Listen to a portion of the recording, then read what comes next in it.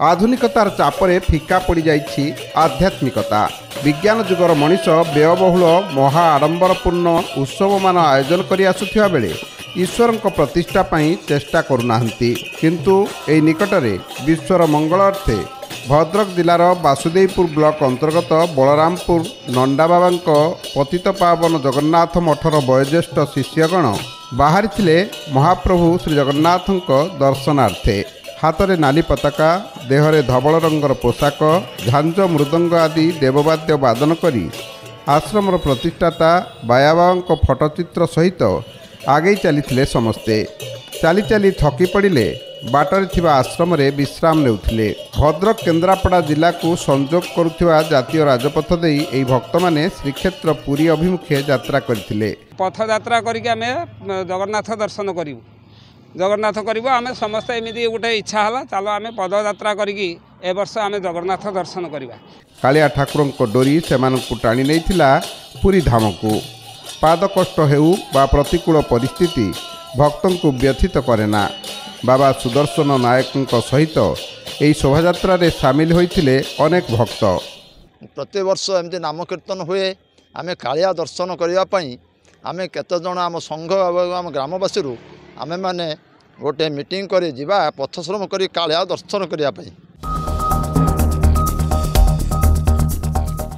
भद्रक जिला चांदबाली ब्लॉक मतोठारे गोग्राम सेवा समिति मतो पक्षरु गोमातार सुरक्षा निमंते गोष्ठाष्टमी ठारू एक गोर सुरक्षा रथ 7 दिन व्यापी जिला परिक्रमा करिवा परे माताश्री गोशालार गोपूजन और शुभ उद्घाटन उत्सव 33 कोटी देवादेवी निवास हेउछि गोमाता शरीर गावो विश्वस्य मातरः। एहाकु मंत्र करी समस्ते एकाकार होई उठिथिले। गाई हेउछि विश्वर माता, राष्ट्रर अस्मितार प्रतीक। भारत हेउछि कृषिर देश, आउ गोमाता बिना कृषि असंभव।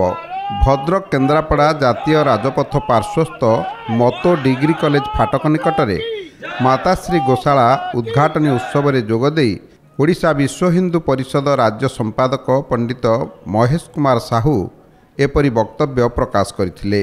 गोग्राम सेवा समिति मतोर आवाहक विकास कुमार साहू सभापतित्व में सभा कार्य आरंभ होइथिबा बेले ओडिशा विश्व हिंदू परिषद राज्य संपादक पंडित महेश कुमार साहू, बंधेश्वर बाबा श्री रामदास जी महाराजंकर शिष्य धर्म प्रचारक स्वामी मुकुंद कृष्णदास, ओडिशा गायत्री युव प्रभारी प्रफुल्ल कुमार राउत, मतो डिग्री कॉलेजर अध्यक्ष विभूति विश्वाल, पतंजलि योग समिति जाजपुर उमाकांत विश्वाल, राजकनिका गुरुकुल आश्रमर प्रदीप सामल प्रमुख अतिथि भाव में यह उत्सव में जोग देइथिले। ग्रामांचल में गोवंशर सुरक्षा, समृद्धि, जैविक कृषिर प्रचार आदि जनजागृति एठारे प्रकाश पाइथिला।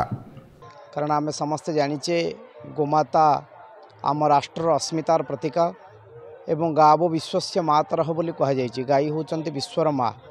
जाति वर्ण धर्म निर्विशेष रे समस्तंकर पालन पोषणर दायित्व दिए नहीं सी होचंती गोमाता।